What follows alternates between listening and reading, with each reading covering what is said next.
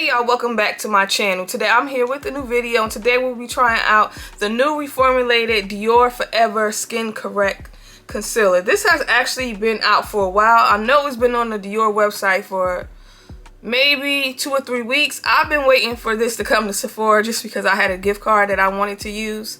So this is available right now on Sephora's app. It's only available online. It's not in stores yet. But started, if it is your first time watching, please hit the subscribe button. And if you are a returning subscriber, don't forget to hit the like button. Y'all already know this has been reformulated. I'm hoping that Dior didn't fuck this up like they've been fucking up everything else they reformulated. But anyway, y'all, let's just get right into today's video. Dior Forever Concealer retails for $40. It's available in 30 shades. It has a natural finish. It is also hydrating and long wearing, and it reduces the look of under eye circles. And I decided to go with the shade 4WO. And the reason why I went with this shade is because I've been using 4W in the Backstage concealer, and I was thinking they're pretty much going to be the same exact shade, but I do feel like this looks a tad bit lighter. It actually looks too light, to be honest. If I seen this shade in store, just looking at it, I wouldn't have went with the shade because it looks really light. So I'm gonna do a quick swatch of it so you can see exactly what it looks like swatched on my hand. This is what 4WO looks like swatched, and I'm going to do a quick comparison as far as the shade in the Dior Backstage concealer, and this is what they look like side by side. This is the Dior Backstage, and this is the Forever concealer. I mean, I feel like the Forever is just a tad bit lighter. It looks just a little bit lighter to me, but of course I will be making it. So I know at some point somebody is going to leave a comment asking me which concealer I like, which one do I prefer, which one do I recommend. So what I am going to do after I do my first initial review of this, I'm going to do a side-by-side comparison, full day wear test. So expect that on my channel in a couple days, because I know y'all, I know exactly what y'all gonna ask, so it's already coming. In case you didn't know, but I feel like most people know already, Dior has been switching a lot of the ingredients to cleaner ingredients, which means a lot of things have been getting reformulated, and a lot of things that have been reformulated already has not been so great. Some has been terrible, some has been okay. This is just as good as the original Dior Forever concealer, but we'll see in a second. So now I'm gonna go in with the concealer, and then I'm gonna blend it out, and then we'll see how it looks, and then we'll go from there.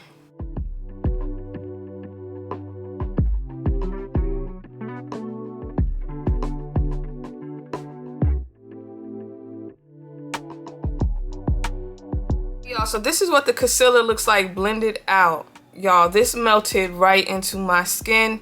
As you see, it's very easy to blend out.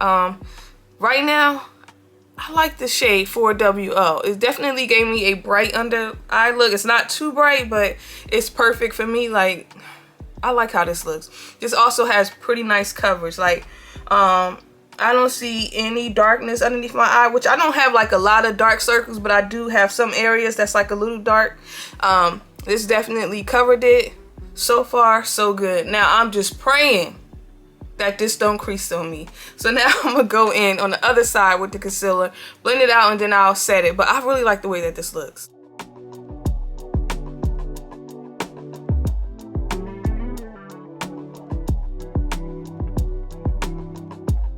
So now I'm gonna go in with some setting powder to set it, and today I'm going to be using the Givenchy Prism setting powder.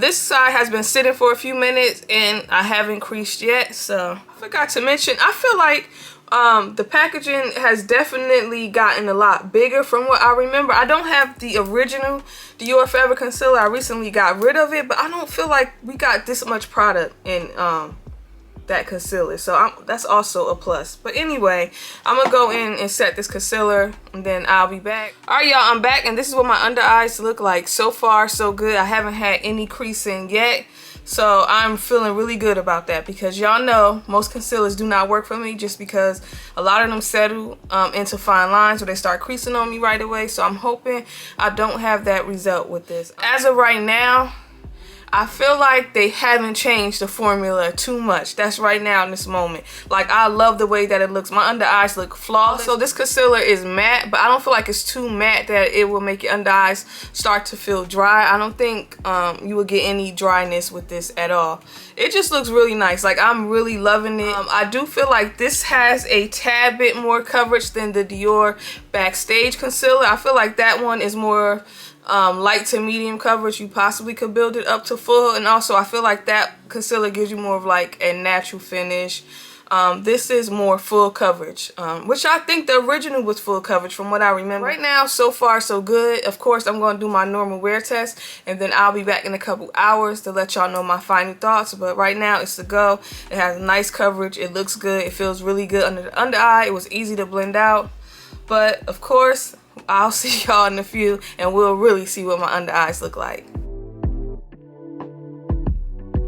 Alright, y'all, I'm back after having this concealer on for a little over 8 hours. This is what my under eyes look like. I am starting to crease right here. It's just now starting. So in my opinion, that's not bad after going 8 hours all day. Usually I've tried some concealer and my under eyes start creasing within 15-20 minutes. So I'm not mad at this at all. Like, y'all, I really like this concealer a lot, and I can say as of right now, I don't feel like they changed the formula too much. So if you already have your Dior Forever concealer, I don't feel like you need to run out to get this, because it's pretty much the same exact thing. It's wearing the same way, it's looking the same way under the under eye, so you don't need to go out and spend unnecessary money. Now, if you was a fan of that concealer previously, you don't have it in your collection, and you want to go pick this up, then yeah, because that's pretty much what I did for this review, because I got rid of mine a while ago. I will say, Dior did not mess up the formula with this one. I was a little nervous about it, because y'all know Dior ain't been getting things right lately. So this is a matte concealer. I think I mentioned that earlier. My under eyes don't feel dry at all. This is not a drying concealer, but this is matte. It's not a heavy matte or a drying matte, but I will say it's definitely matte. So if you're somebody who's typically stay away from matte concealers just because they're a little too drying, I don't think you will have that problem with this. If you love the Dior Backstage concealer, I think you would like this one just as much. I would definitely recommend this concealer. It didn't settle in any fine lines. Like, it stayed intact all day. Also, this is very creamy. I don't think I mentioned that earlier. This has a nice creamy texture. Like, I'm loving it so far. On a scale of 1 to 10, what am I going to give this? I'm actually going to give this a 10. It's definitely worth picking up, trying out, adding to your makeup collection. Y'all, that is it for today's video. Y'all let me know in the comment section. Have you tried this out already? What are your thoughts? Do you plan on picking it up? Leave that below in the comment section as well. And most importantly, do not forget to like and subscribe, and I'll see y'all later. Bye.